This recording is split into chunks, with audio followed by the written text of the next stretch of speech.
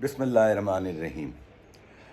جیسا کہ آپ اب تک جان چکے ہوں گے کہ پاکستان ٹیم نے انگلینڈ سے پہلا ٹیسٹ میچ اننگ سے ہار دیا، وہ بھی جب پاکستان کی ٹیم نے ایک ورلڈ ریکارڈ کیا کہ پہلی اننگ میں 560 سکور کرنے کے باوجود وہ اننگز ڈیفیٹ سے میچ ہار گئے۔ We are good at creating world records. اب آتے ہیں کچھ تھوڑی سی پاکستان کی اپروچ اور انگلینڈ کی اپروچ۔ ہمیں سب کو پتہ تھا کہ انگلینڈ کس اپروچ سے آئے گا، وہ پازیٹیو کھیلتے ہیں، وہ تیز کھیلتے ہیں، اور اگر آپ وہ بے وقوفی کریں گے جو پچھلے ٹور پہ آپ نے کی تھی تو آپ کو وہ بہت ماریں گے۔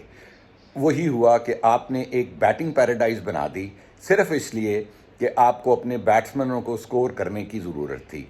اس میں آپ کے کپتان صاحب نے 150 کر لیا اور بھی 2 سینچریاں ہو گئیں اور آپ بڑے مطمئن تھے، لیکن انگلینڈ نے جس طریقے سے اس کا جواب دیا وہ مجھے تو وہی امید تھی کہ وہ اس طرح جواب دیں گے، کیونکہ یہ ایک بیٹنگ پیراڈائز تھی اور انہوں نے جو کام آپ نے 2 دن میں کیا انہوں نے 1.5 دن میں آپ سے تقریباً 300 سکورز کی سے زیادہ کی لیڈ بھی لے لی۔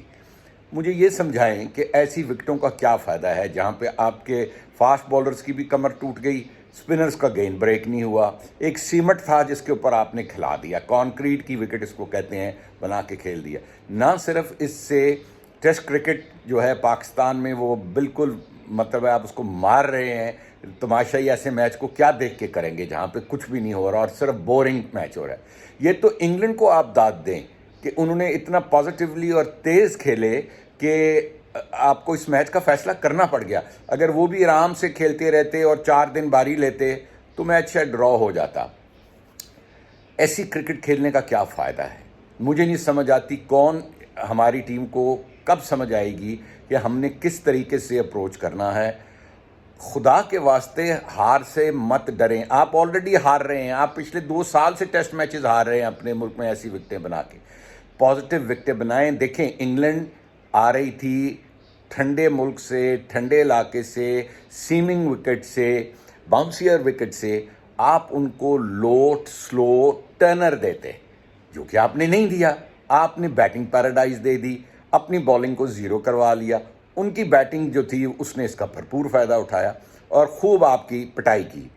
اب مجھے یہ بتائیں کہ جب آپ نے ایک ٹیم پہلے دن پہنچی تھی، اس کو 2 دن یہاں پریکٹس صرف کرنے کے ملے، آپ نے ان کو سیٹل کرا دیا، ان کو کانفیڈنس کرا دیا، اور اب اگلے ٹیسٹ میچ میں وہ اور کانفیڈنٹ ہوں گے کہ جی ہم ان کو ہرا سکتے ہیں، یہاں پہ کوئی ایسا مسئلہ نہیں ہے۔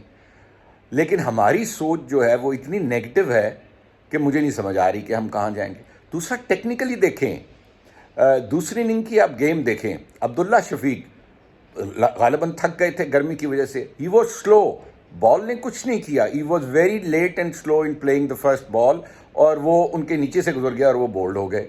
بابر اعظم کو میرے خیال میں ریسٹ کرنے کی ضرورت ہے اور ان کو زیادہ ٹائم ٹیسٹ میچ سے باہر بیٹھیں اور پریکٹس کریں نیٹس میں، لمبی لمبی باری لے کے کسی کوچ کے ساتھ اپنی پرابلمز کو سالو کریں۔ اگر ان کو آپ نے کھیلتے دیکھا ہو تو آپ نے دیکھا ہے کہ اس بال پہ جس پہ وہ آؤٹ ہوئے ان کی بیک لیگ کی ذرا پوزیشن ٹو کی دیکھیں کس طرف جا رہی ہے۔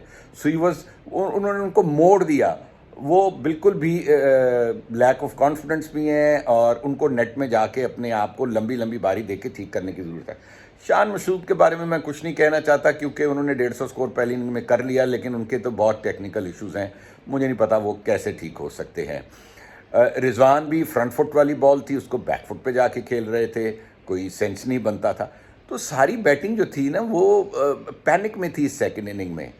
Where do we go from here? Frankly I have no idea, because مجھے نہیں سمجھ آ رہی پاکستان کیا کھیلے گا۔ اب مجھے لگتا ہے ابرار کو بھی ریسٹ کرانی چاہیے، کیونکہ اگر ایسی وکٹوں پہ کھلانی تو وہ غریب کو ویسے ہی فارغ ہو جائے گا۔